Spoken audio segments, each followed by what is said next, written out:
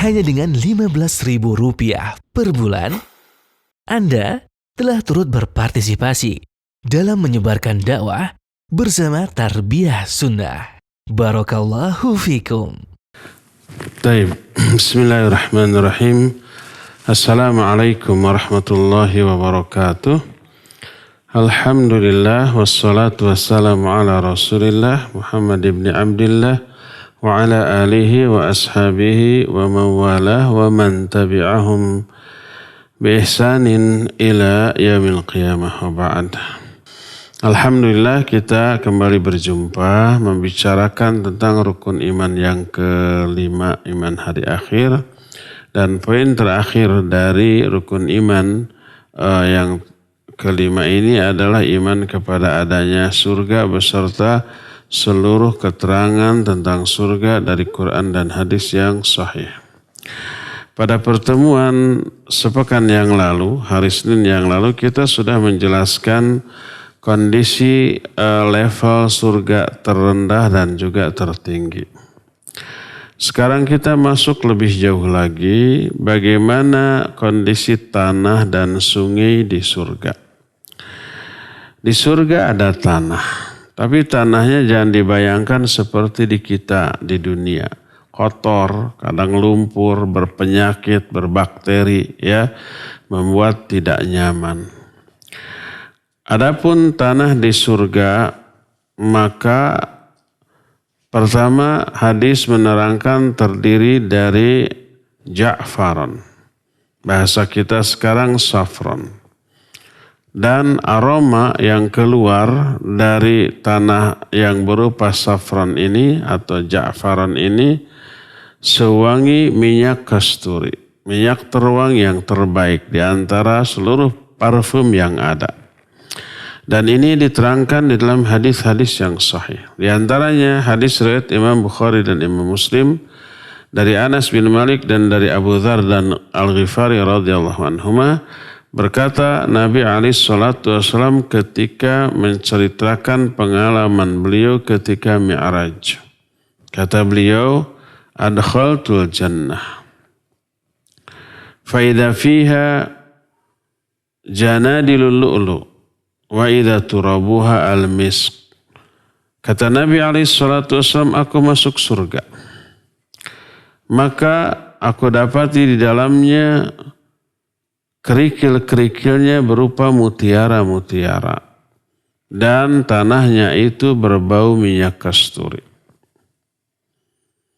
Dalam Sahih Muslim, juga Musnad Ahmad, diterima dari Abu Sa'id Al-Khudri radhiyallahu an bahwa Ibnu Sayyad adalah orang yang dicurigai sebagai Dajjal oleh Nabi SAW dan para sahabat ketika itu.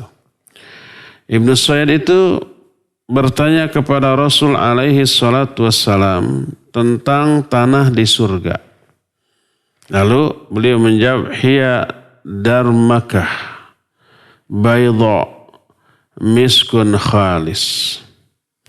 Kata beliau, tanah di surga itu darmakah, dari darmak, yaitu tepung yang halus dan putih serta bersih. Dan aromanya minyak kasturi yang wangi, yang murni. Itu penjelasan tentang apa? Tentang tanah di surga. Dalam Musnad Ahmad, diterima dari Jabir bin Abdullah radhiyallahu an, Rasul sallallahu alaihi wasallam berbicara tentang orang-orang Yahudi. Kata beliau, inni sa'iluhum an turbatil jannah wa hiya darmakah bayda. Fasa'alahum faqalu hiya khubzatun ya Abul Qasim. Faqala Rasul alaihi salatu wasallam al-khubz minad dar. Kata Rasul SAW, aku bertanya kepada orang-orang Yahudi tentang tanah di surga.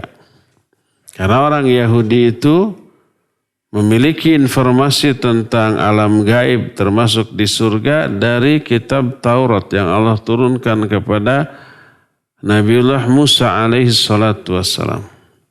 Aku bertanya kepada orang Yahudi tentang tanah di surga.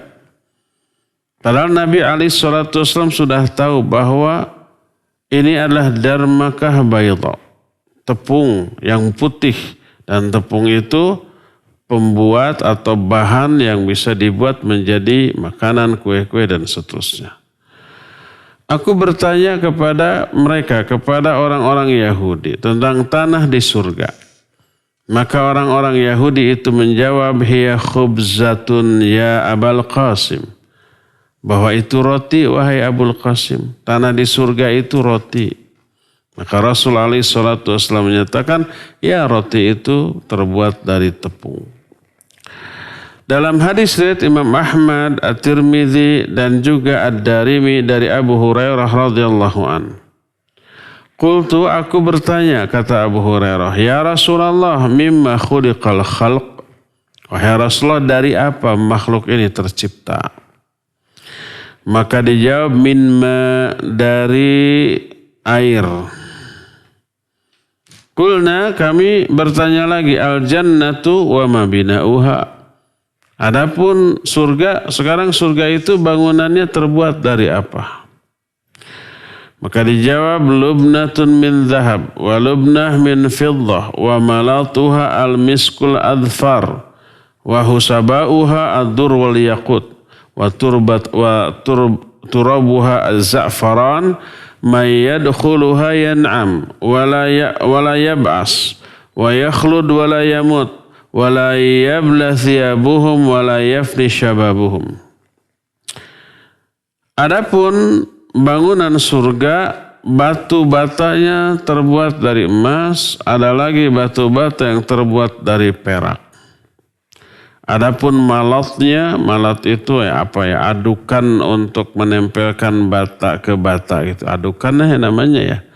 Adukannya dari minyak kasturi yang wangi, sedangkan kerikil-kerikilnya adalah mutiara-mutiara. Dan tanahnya adalah za'faran. Siapa yang memasukinya, dia akan mengalami kenikmatan yang tidak ada putusnya. Dia kekal, tidak pernah akan mati. Pakaiannya tak akan pernah lusuh dan kemudaannya tidak pernah berkurang. Kalau di dunia ini sekarang kan, sehebat apapun tempat, semenyenangkan apapun tempat kita masuki, kita senang pertama kalinya.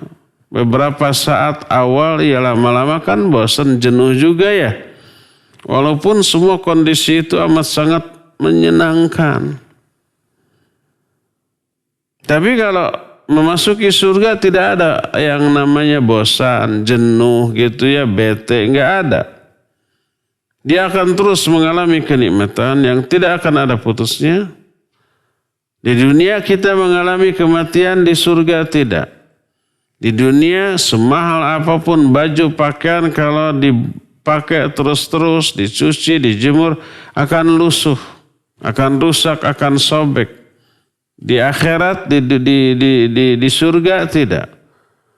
Di dunia sekekar apapun, sesehat apapun, seprima apapun, orang lama-lama tua. Kalau sudah tua ya ada perubahan secara fisik dan psikis. Secara fisik, kulit yang tadinya kencang menjadi keriput, tulang yang tadinya kuat menjadi keropos, semuanya, mata yang tadinya awas menjadi lamur, telinga yang tadinya juga peka menjadi budeg dan seterusnya. Gigi yang tadinya utuh menjadi tanggal satu demi satu akhirnya ompong. Adapun di surga, wala yafni syababuhum. Kemudaan para ahli surga itu tidak pernah berubah. Tidak pernah berubah menjadi tua. Tidak pernah mengalami apa yang dialami oleh orang-orang yang ada di dunia. Ya, itulah kondisi tanah di surga. Sehingga apa efeknya? Tidak kotor seperti yang kita alami di dunia ini. tidak akan ada debu yang berterbangan karena debu juga dari tanah. Sedangkan tanahnya terbuat bukan dari bahan seperti yang ada di dunia yang mengotori, yang membuat tidak nyaman, yang menebarkan debu-debu, yang berpenyakit, berbakteri dan sejenisnya, maka di surga tidak ada lagi yang seperti itu. Ya. Sekarang bagaimana kondisi sungainya? Di surga ada sungai? Ya, ada sungai. Jangan dibayangkan seperti sungai Citarum untuk di Bandung ya. Banyak limbah. Sekarang limbah sudah agak berkurang alhamdulillah. Tapi ada kelihatan efek dibuangnya limbah ke sungai. Sampah mah iya ya. Setiap hari kita melihat kalau di sini di studio kita di Selasau di pinggir sungai Citarum tuh. Tiap hari kita bisa lihat sampah mengambang di mana-mana ya. Di surga ada sampah? Tidak ada sampah. Di surga ada sungai? Iya ada sungai. Keberadaan sungai di surga wajib kita imani. Wajib kita yakini. Karena diterangkan oleh Al-Quran dan hadis-hadis yang sahih. Allah Azza wa Jalla berfirman dalam banyak ayat dalam Al-Quran. Di antara surah Al-Baqarah ayat 25. Wa basyiril ladzina amanu wa amilus salihati anna lahum jannatin tajri min tahtihal anhar. Sampaikan berita gembira kepada orang-orang yang beriman dan beramal soleh bahwa bagi mereka akan diberikan sungai-sungai yang mengalir di bawah mereka. Akan diberikan surga bagi mereka lahum jannatin, bagi mereka surga tajri min tahtihal anhar yang di bawah surga itu mengalir sungai-sungai. Di bawah surganya min tahtiha. Kadang-kadang dengan lafaz yang lain seperti yang dikemukakan dalam surah Al-Kahfi ayat 31. Ulaika lahum jannatu adnin tajri min tahtihimul anhar. Mereka lah orang-orang yang akan memperoleh surga Adan yang mengalirlah sungai-sungai di bawah mereka. Dan banyak lagi ayat-ayat lain dalam Al-Quran yang menerangkan tentang adanya surga, adanya sungai di surga. Hadis lebih banyak lagi, lebih gamblang lagi, lebih jelas lagi. Ketika peristiwa Isra Mi'raj, Nabi SAW menerangkan tentang sungai yang beliau lihat. Kata beliau, disebutkan ra'a arba'ata anhar yakhruju min asliha. Naharan zahira wa naharan batina. Nabi SAW melihat ada 4 sungai yang keluar dari Sidratul Muntaha. 2 sungai di antara 2 sungai yang zahir yang terlihat oleh manusia dalam kehidupan di dunia ini. 2 lagi yang batin yang tidak terlihat.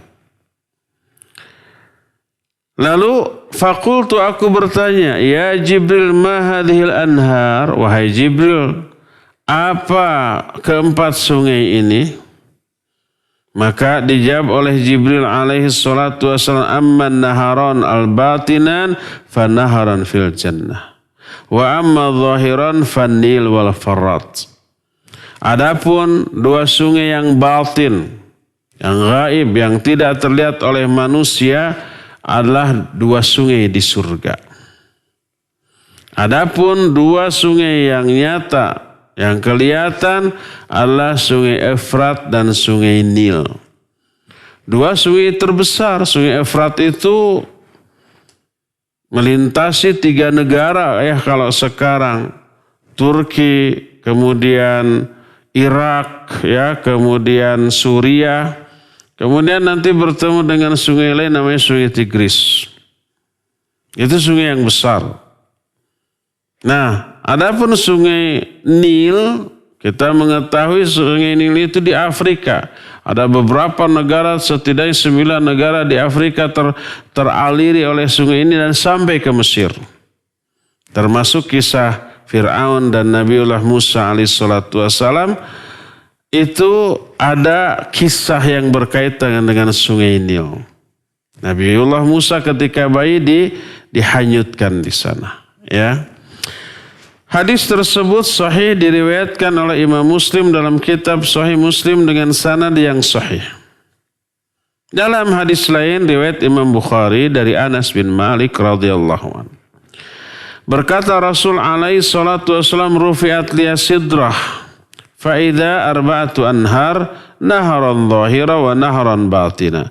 Fa amma zahiran fan Nil wal Farrat wa amma batinan fa naharan fil jannah. Diangkat untukku Sidratul Muntaha. Maka tiba-tiba ada di sana 4 sungai. 2 di antaranya adalah sungai yang zahir. 2 di antara sungai yang batin. Adapun 2 sungai yang zahir adalah sungai Nil dan sungai Efrat. Adapun 2 sungai yang batin adalah 2 sungai yang ada di surga. Di surga, sungai di surga ada namanya. Disebut Jihan dan juga Sihan. Sihan dan Jihan. Sebagaimana diterangkan dalam hadis sahih riwayat Imam Muslim dari Abu Hurairah radhiyallahu an, Rasul alaihi salatu wasallam bersabda, Sihan wa Jihan wal Farrat wa Nail kullun min anharil jannah. Kata Nabi alaihi salatu wasallam, Sihan dan Jihan, Efrat dan Nil semuanya termasuk sungai-sungai surga. Hadis ini sahih diriwayatkan oleh Imam Muslim. Kalau ada yang bertanya bagaimana mungkin Nil dan Efrat dianggap sebagai sungai dari surga? Padahal secara kasat mata kita melihat mana muaranya, mana pangkal. Lawan dari muara apa? Hulunya. Hulu dan buntut atau etama. Ada hulu, ada muara, kita tahu ya. Itu menyambung ke laut gitu. Lalu sambungannya ke surga dari mana, kan gitu yang kelihatan oleh kita. Maka diterangkan oleh para ulama tentang masalah ini.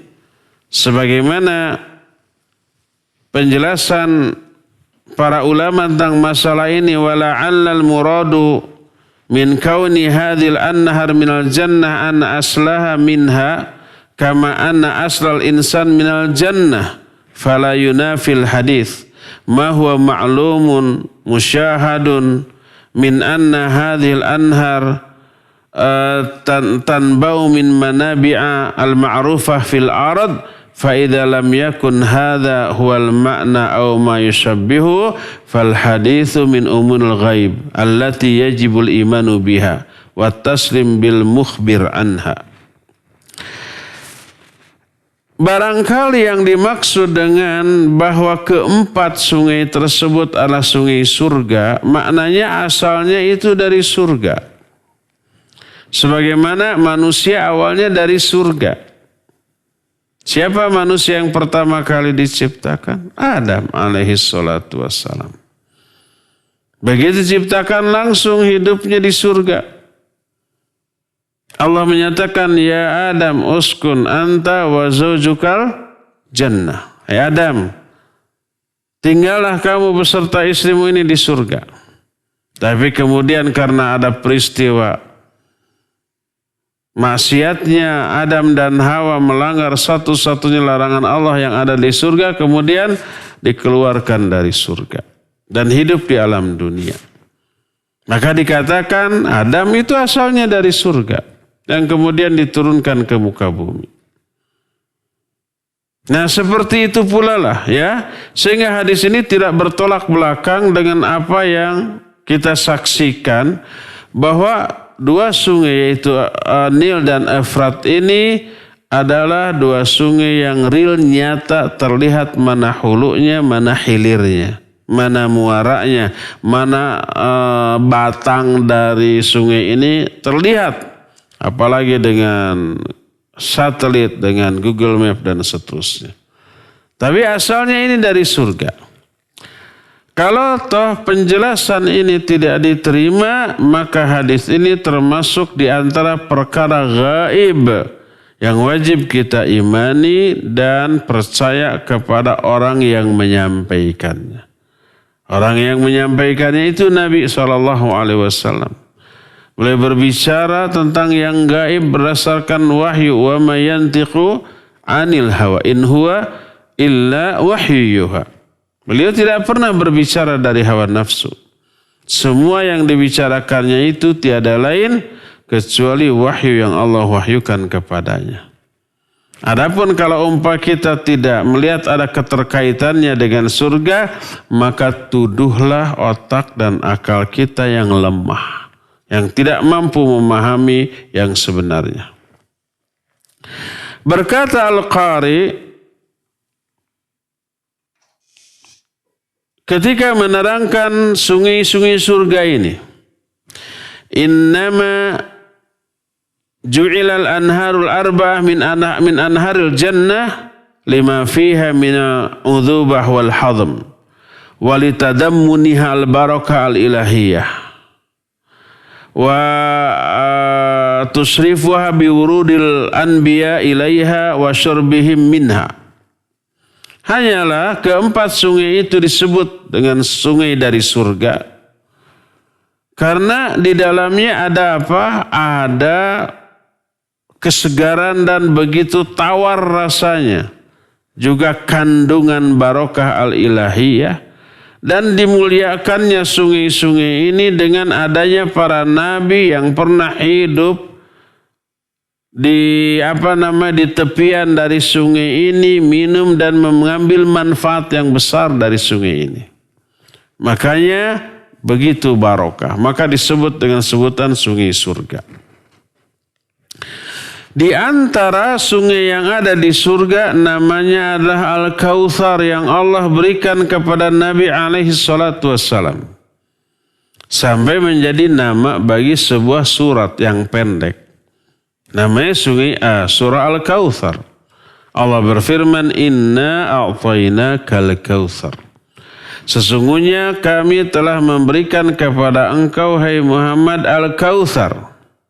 Dan Nabi Sallallahu alaihi wasallam pernah melihat sungai Al-Kautsar ini.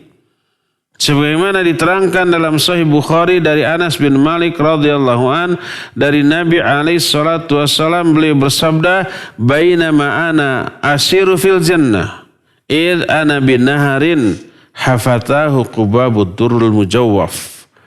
Qultu ma hadha ya Jibril? Qala hadha al-kautsar alladhi a'taka rabbuk. Fa'idha tinuhu miskun adfar."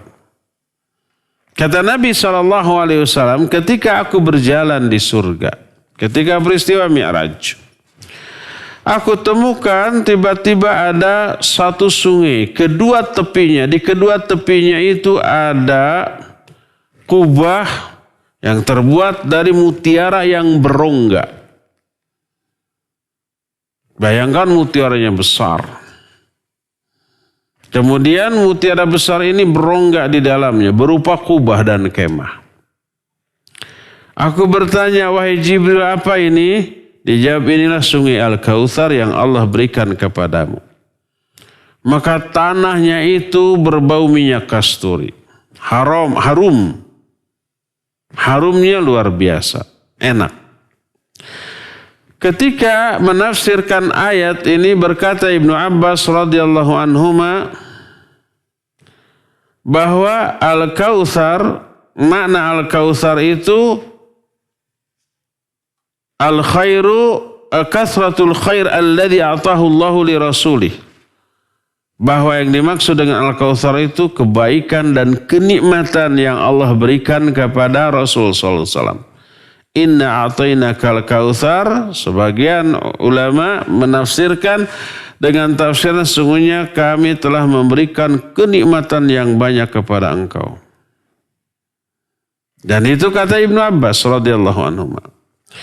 Maka berkatalah Abu Bashar kepada Sa'id bin Jubair sebagai perawi dari riwayat yang menceritakan tafsir Ibnu Abbas ini.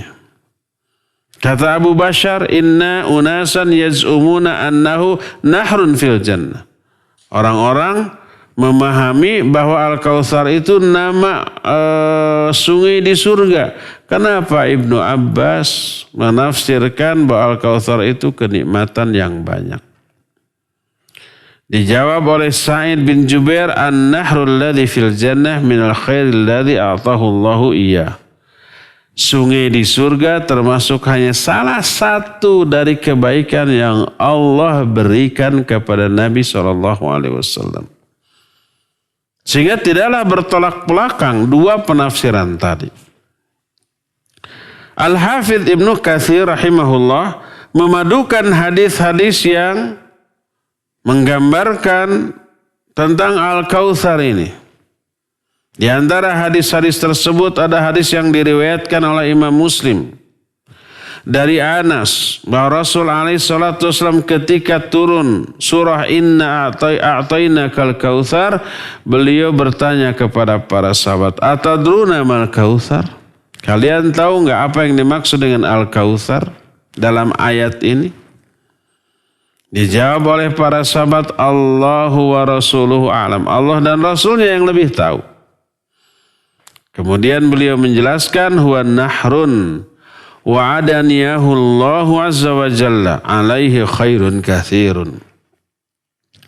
Al-Kautsar itu adalah sungai yang Allah janjikan untukku di surga. Dan di sungai ini akan banyak kebaikan yang melimpah. Dalam hadis lain dari Anas diriwayatkan oleh Imam Ahmad dalam kitab Musnadnya bahwa berkata Rasul alaihi salatu wasallam, u'titul kautsar fa idza nahrun yajri ala dhahril ard hafatahu qubabul lu'lu laisa masqufan fadarabtu biyadayya ila turbatiha fa idza turbatuhu miskun adfar wa husabauhu al-lu'lu. Aku diberikan Al-Kautsar, maka aku lihat Al-Kautsar itu sungai yang mengalir di permukaan bumi. Maksudnya di atas tanah. Dan di kedua tepinya ada kubah-kubah dari mutiara yang tidak beratap. Aku sentuh dengan tanganku. Maka tiba-tiba tanah yang di sana adalah tanah yang harum aromanya seharum misik adfar. Adapun kerikil-kerikil yang ada di sananya terbuat dari mutiara-mutiara. Dalam riwayat lain masih dalam Musnad Ahmad dari Anas secara marfu, huwa nahrun a'taniyahu Allahu fil jannah turabuha miskun ma'uha abyad minal laban wa ahalla minal asal taradduhu tuyuru a'naq tariduhu tuyurun a'naquhum mithla a'naqil jazur. Kata Nabi SAW, Al-Kautsar itu sungai yang Allah janjikan untukku di surga. Tanahnya minyak kasturi. Airnya lebih putih daripada susu dan lebih manis daripada madu.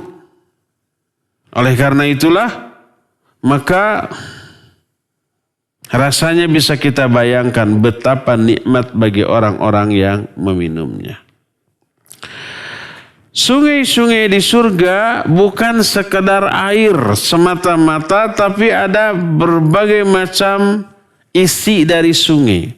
Ada sungai dari air, ada sungai dari susu, ada sungai dari khamr, tapi yang tidak membuat mabuk orang-orang yang meminumnya, dan ada juga air dari madu.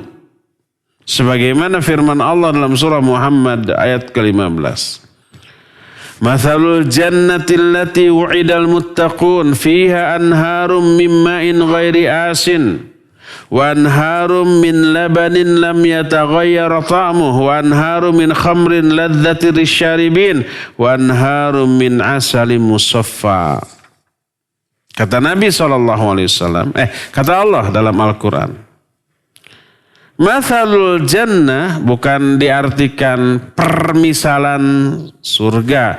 Sehingga ada dari ayat ini orang menjelaskan gambaran surga yang diterangkan Al-Quran cuma permisalan, bukan real yang sebenarnya.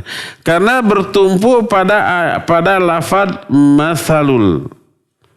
Masalah bukan permisalan sehingga surga itu hanya perumpamaan, bukan. Gambaran surga yang disediakan bagi orang-orang yang bertakwa. Di dalamnya ada sungai dari air yang tidak asin, airnya tawar, seger.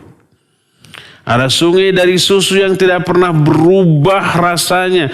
Kalau di dunia gitu ya, malam hari kita simpan susu tapi tidak di kulkas ya.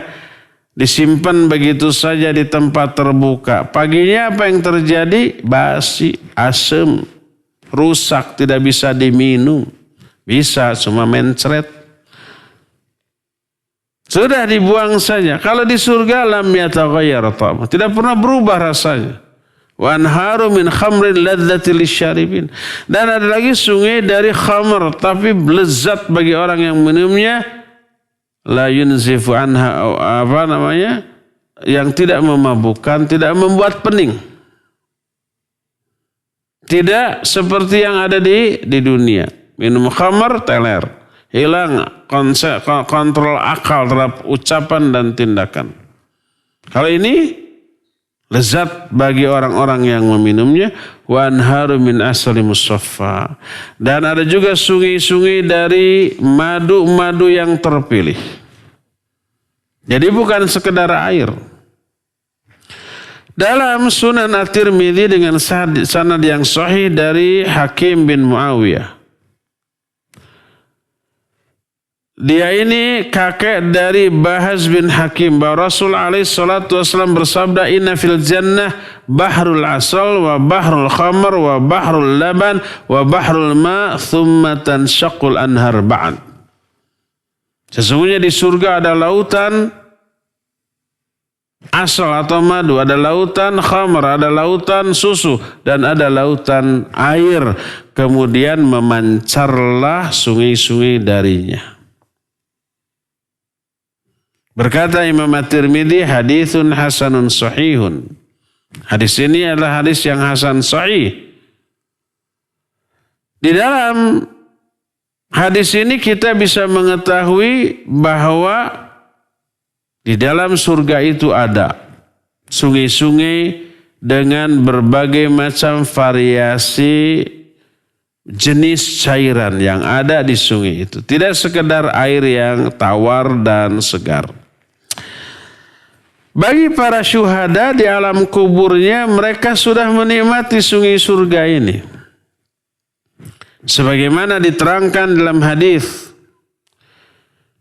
yang diriwayatkan oleh Imam Ahmad dalam kitab Musnadnya, juga Imam At-Tabrani dalam kitab Mu'jamnya, juga Al-Hakim dalam kitab Al-Mustadrak dari Ibnu Abbas radhiyallahu anhuma dengan sanad yang hasan bahwa Rasul alaihi salatu wasallam bersabda, asy-syuhada'u ala bariqin nahrin bi babil jannah fi qubbatin khadra yakhruju alaihim rizquhum minal jannah bukratan wa 'ashiyya. Kata Nabi alaihi salatu wasallam, para syuhada berada di Sungai Bariq. Bariq ini nama. Ya, tepian sungai di pintu surga di dalam sebuah kubah atau kemah yang warnanya hijau. Rizki bagi mereka keluar dari surga setiap pagi dan petang. Hadis ini sahih sebagaimana dijelaskan dalam kitab Sahih Al-Jami'us Shaghir yang menjelaskan tentang kondisi di surga. Salah satunya ada sungai-sungai yang tadi ya. Itulah gambaran tentang isi surga yang menyangkut tanahnya dan sungainya. Nanti kita akan Berbicara tentang isi surga yang lain, bagaimana, adakah mata air? Bagaimana dengan istana-istananya? Bagaimana dengan kemah-kemahnya? Ada kemah di sana, ya. Bagaimana dengan cahaya di surga? Ada angin enggak yang ngahiliwir, yang bertiup sepoi-sepoi, yang membuat orang-orang yang mengalaminya merasakan kesejukan? Bagaimana, ada pohon-pohon enggak? Ada kendaraan enggak? Dan seterusnya. Nanti akan kita bahas semuanya di pertemuan-pertemuan yang berikutnya, ya. Sekarang cukup sampai di sini dan kita masih punya waktu untuk bertanya jawab. Wassallallahu ala nabiyina Muhammadin wa ala alihi wa sahbihi wasallam. Nah, syukran Ustaz atas penjelasannya mengenai keadaan di surga. Dan kita akan buka sesi tanya jawab. Kami persilakan kepada para pendengar yang akan bertanya secara langsung kepada Al-Ustaz Abu Haidar. Dan kami persilakan bisa menelpon langsung di nomor 022 86862637 atau melalui pesan singkat di nomor 081 1227 1476. Dan bagi pengguna Facebook maupun YouTube atau Instagram, antum bisa menuliskannya melalui kolom komentar yang ada. Baik, sudah ada penelpon yang masuk, kita angkat. Halo.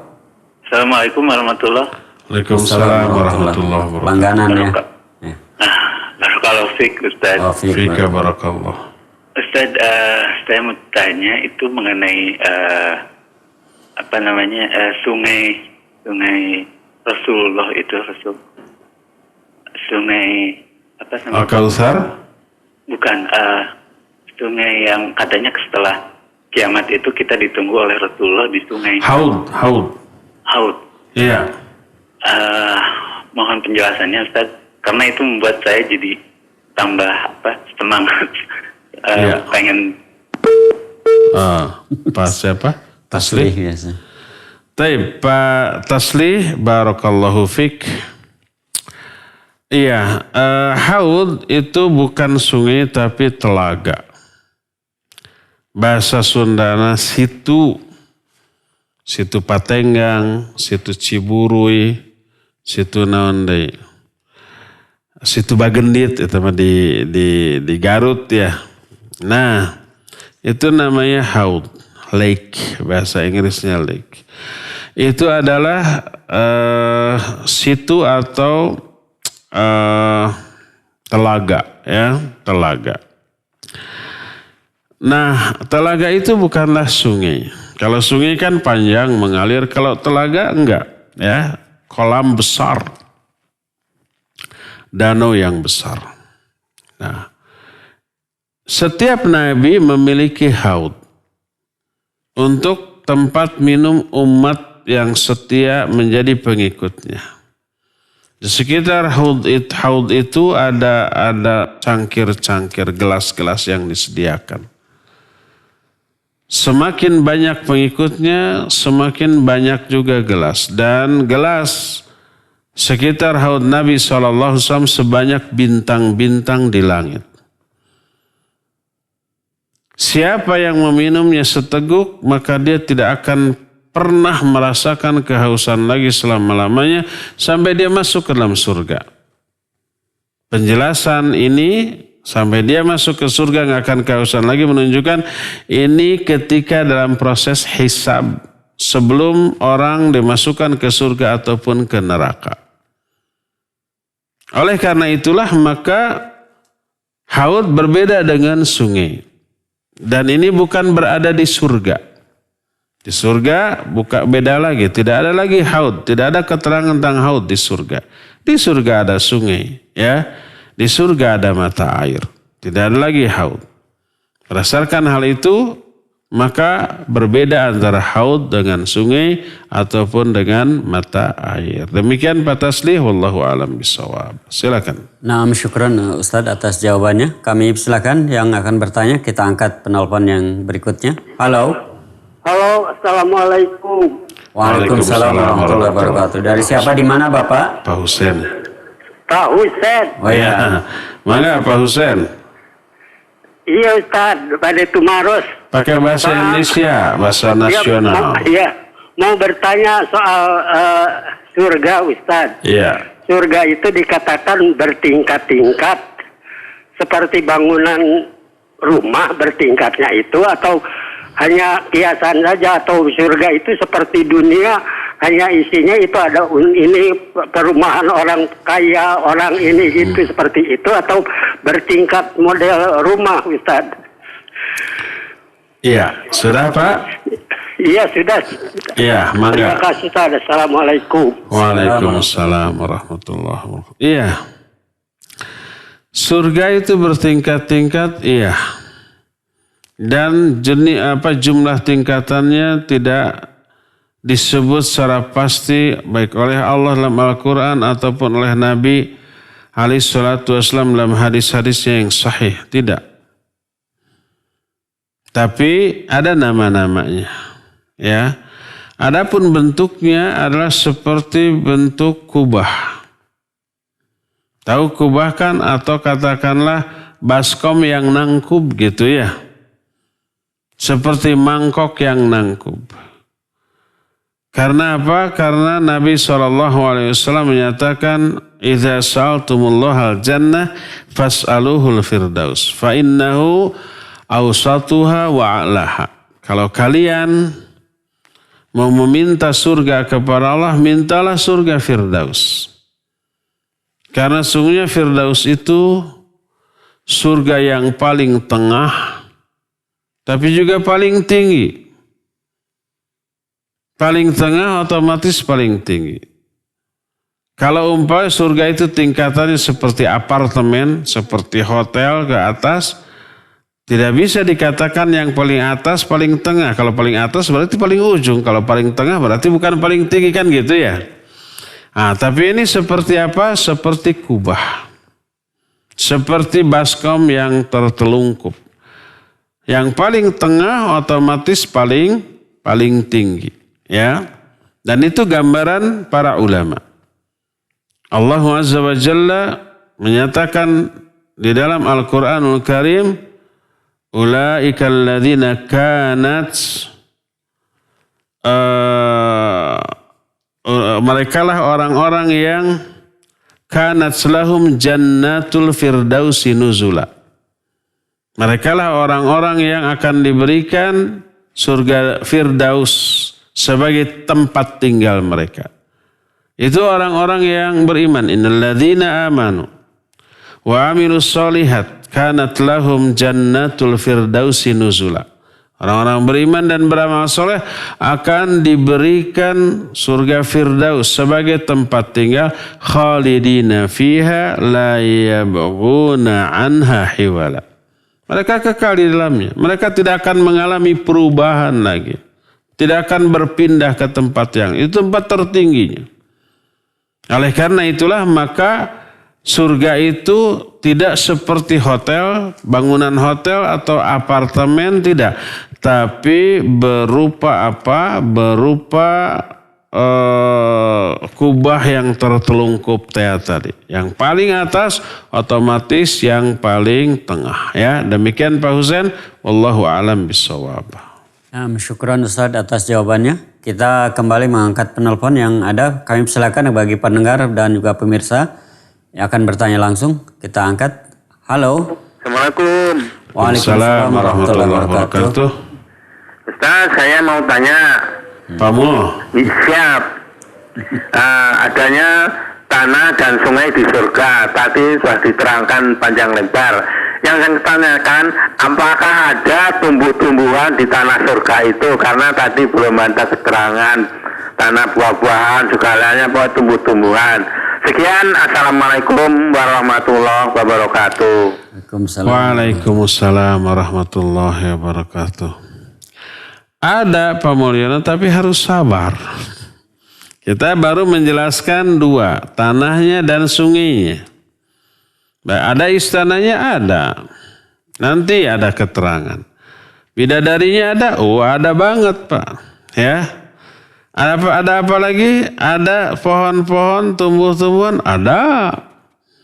Ada binatang-binatang di surga, ada, gitu ya. Nanti akan dijelaskan secara lebih gamblang dan lebih rinci tentang apa saja yang ada di surga dan bagaimana kondisi dari semua benda-benda tadi. Seperti umpamanya pohon di surga ada dalam Al-Quran sudah diisyaratkan wa dhillim mamdud. Jadi apa namanya ashabul yamin ma ashabul yamin fi sidrim makhdud wa talhim mandud wa dhillim mamdud wa ma'im maskub.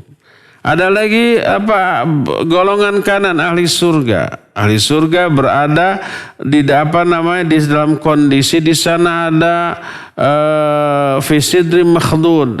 Sidr itu apa? Bidara. Nah, pohon-pohon bidara ya. Wa talhim mandud ada lagi pisang-pisang yang bersusun rapi. Wa dhillim mamdud ada naungan. Teduhan dari pohon-pohon yang amat sangat teduh ya. Salah satu di antara pohon yang ada itu adalah tuba. Sering kan kita dengar fatuba lil ghuraba. Tubalah bagi ghuraba. Salah satu penjelasan hadis tuba ini pohon yang besar, yang rindang, yang sejuk. Nanti akan ada penjelasannya ya. Hanya Pak Mulyono harus sabar. Insyaallah mungkin di hari Senin yang akan datang ya. Ya, silakan lagi.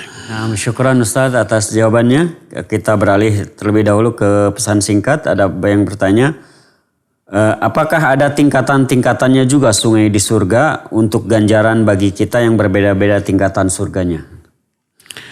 Iya, barakallahu fiik. Tidak ada keterangan bahwa sungai-sungai di surga bertingkat-tingkat. Hanya disebutkan dalam ayat ya. 4, ada surga yang ada sungai air yang tidak asin alias tawar dan segar. Bersih, jangan bayangkan Cikapundung atau Citarum.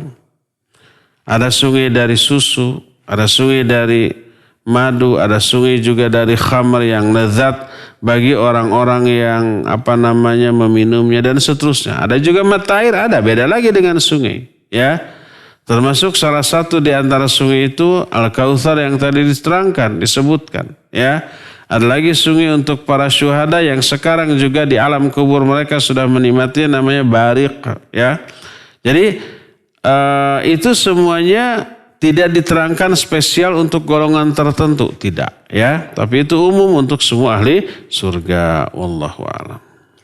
Nah, syukran Ustaz atas jawabannya. Kita kembali mengangkat penelpon. Halo. Iya, silakan yang telepon sudah masuk. Assalamualaikum warahmatullahi wabarakatuh. Waalaikumsalam. Dari siapa di mana Bapak? Dengan Agus di Cibadoy, Ustaz. Silakan Pak Agus. Oh Ustaz, kan kalau kita bicara tentang surga, nah bagaimana supaya keluarga kita tuh bisa berkumpul dalam satu tingkatan tadi Ustaz? Karena apakah mungkin nanti misalnya anak ada di tingkat ini, nanti istri tingkat ini, atau suami tingkat sekian, seperti itu Ustaz. Jadi nggak jumpa ya? Betul, nggak jumpa.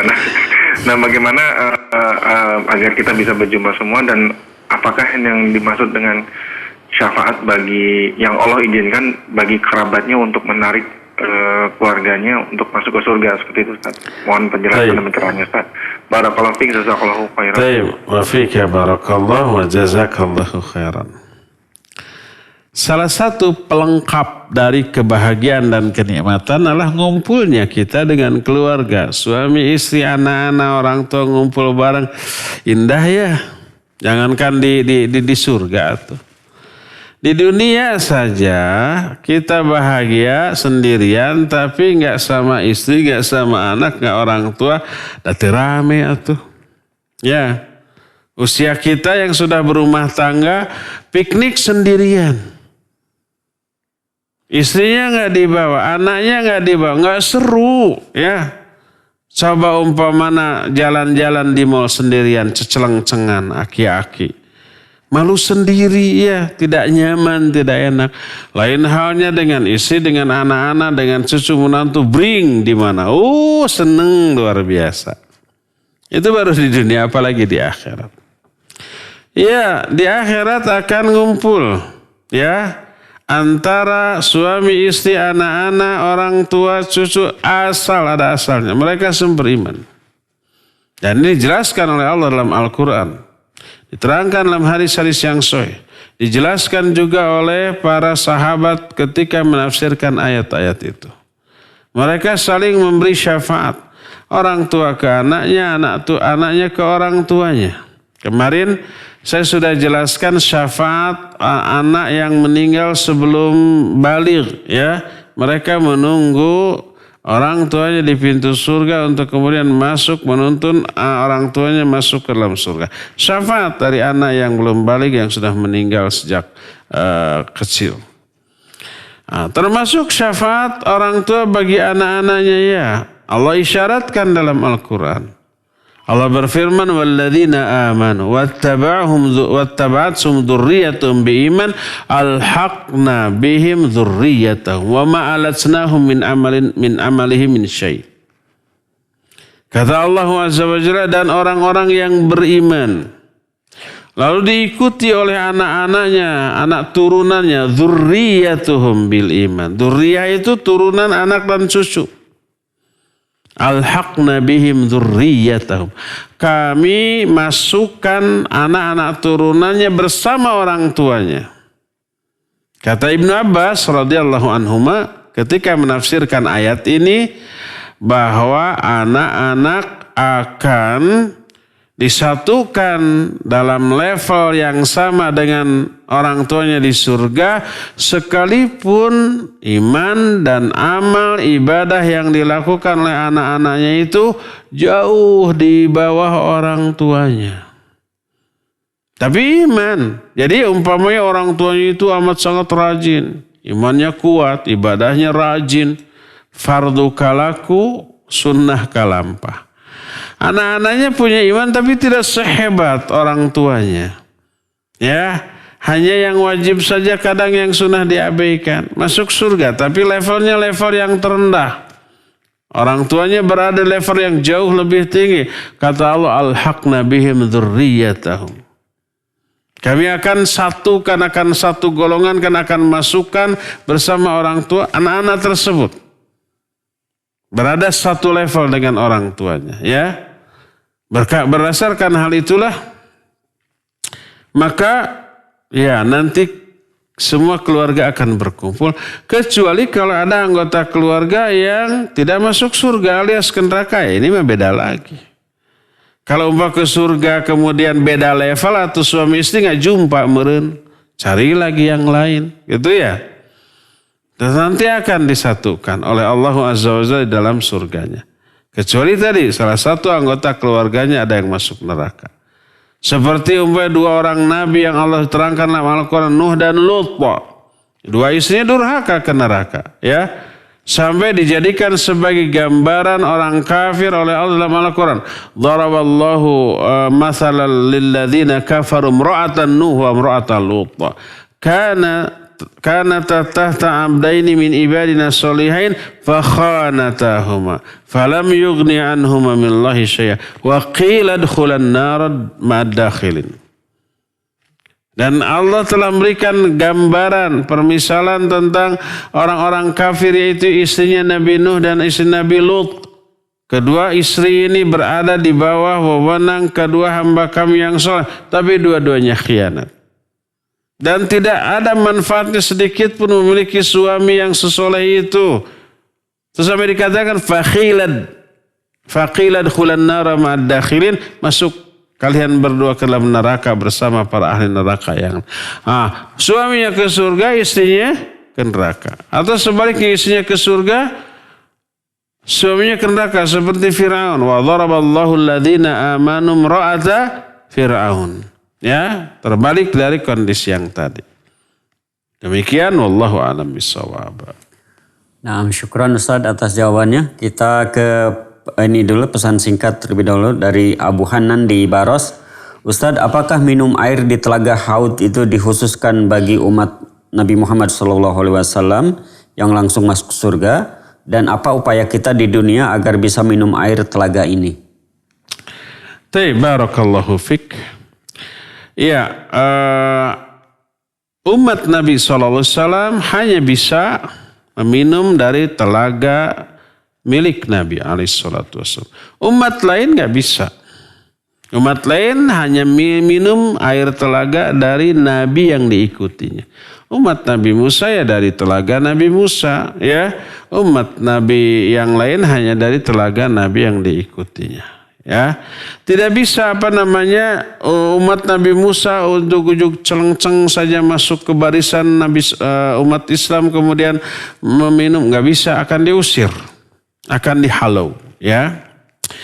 Apakah seluruh umat Nabi SAW bisa meminum air telaga itu? Tidak.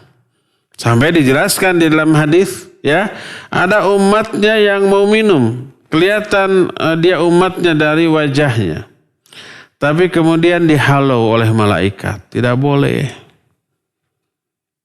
Nabi SAW menyatakan, umatku itu umatku, kenapa engkau halau? Halau itu maksudnya diusir, bukan say halau, tapi diusir. Lalu dijawab oleh para malaikat, li'annaka la tadri ma ahdatsu ba'daka. Engkau tidak tahu apa yang dilakukan oleh orang-orang tersebut sepeninggal engkau. Ma ahdatsu ba'daka, apa yang diada-adakan oleh orang itu dalam perkara agama setelah engkau tidak ada. Setelah Nabi SAW tidak ada, orang-orang ini mengadakan ritual dalam masalah agama yang tidak dicontohkan oleh Nabi SAW. Mengada-adakan kebidahan. Itu yang diusir tuh. Oleh karena itu, salah satu cara agar kita bisa memperoleh haud Nabi SAW, bisa minum airnya di sana, maka ikutilah sunnah Nabi SAW. Hindari perbuatan bid'ah dalam akidah, dalam beragama, dalam ibadah ini, ya, hindari. Apa yang diajarkan oleh Nabi SAW kepada kita jauh lebih cukup, ya. Bahkan tidak mampu untuk kita amalkan semuanya, hayo mengada-adakan yang baru yang tidak dicontohkan. Wallahu a'lam. Terakhir, ya. Nah, syukran Ustaz atas jawabannya. Kita angkat penelpon yang terakhir. Halo. Assalamualaikum warahmatullahi wabarakatuh. Waalaikumsalam warahmatullahi wabarakatuh. Dari siapa, di mana Bapak? Dari Abu Safia di Parompong. Iya. Cihideng, silakan. Pak Ustadz mau nanya, Pak Ustadz. Iya.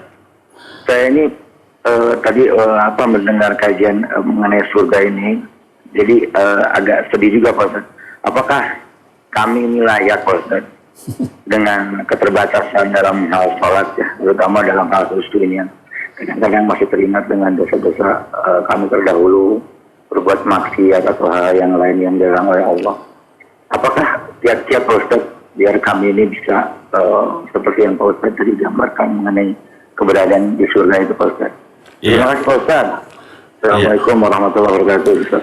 Waalaikumsalam warahmatullahi wabarakatuh. Iya, Pak Agus di Parongpong, Cihideng, ya. Agus Sofia. Abu Sofia. Iya, barakallahu fik. Apa kita layak? Pertanyaan kita semua. Dengan banyaknya dosa, ya. Saya lupa apakah kita sudah menjelaskan kiat-kiat untuk bisa masuk surga. Sudah, ya, kalau nggak salah, ya. Di beberapa pertemuan yang lalu kalau nggak salah, ya. Oh iya. Belum. Ya. Belum. Kita baru memperoleh gambaran surga, ya. Nanti di akhir penjelasan tentang surga ini akan ada beberapa penjelasan tentang bagaimana caranya agar kita bisa masuk ke dalam surga, ya. Ada nanti insya Allah. Pada bab, ya, nanti ada insya Allah, ya. Nanti kita akan jelaskan bagaimana kiatnya agar kita bisa masuk ke dalam surga. Insya Allah. Itu akan dijelaskan pada bab Ashabul Jannah, ya. Ashabul Jannah. Salah satu bagian yang kita akan bahas, al-a'malul lati istahaqqu bihal jannah. Amal-amal yang menyebabkan para pelakunya akan layak memperoleh surga, ya. Mungkin nanti ada beberapa beberapa pembahasan lagi, kita baru sampai kepada sungai surga. Setelah itu kita akan membahas tentang mata air surga, istana-istana di surga, cahaya di surga, angin surga, pohon-pohon dan buah-buahan di surga gitu ya. Termasuk juga bagaimana caranya agar mukmin memperoleh bagian yang banyak di surga, termasuk binatang-binatang yang ada di surga. Nah, setelah semuanya itu selesai, baru kita akan berbicara tentang karakteristik penghuni surga ya. Tapi yang jelas kita berharap semoga Allah Azza wa Jalla memasukkan kita semuanya ke dalam surga. Allahumma rzuqna husnul khatimah waj'alna birahmatika min ahlil jannah. Ya Allah, rizkikan kepada kami mati dalam keadaan husnul khatimah dan jadikan kami dengan rahmatmu sebagai para ahli surga ya. Nanti akan ada penjelasan tentang hal itu. Cukup dulu untuk sementara sampai di sini. Insyaallah kita jumpa kembali di hari Senin yang akan datang. Subhanakallahumma bihamdik, syahadu an la ilaha illa anta, astaghfiruka wa atubu ilaik. Walhamdulillahirabbil alamin. Wassalamualaikum warahmatullahi wabarakatuh.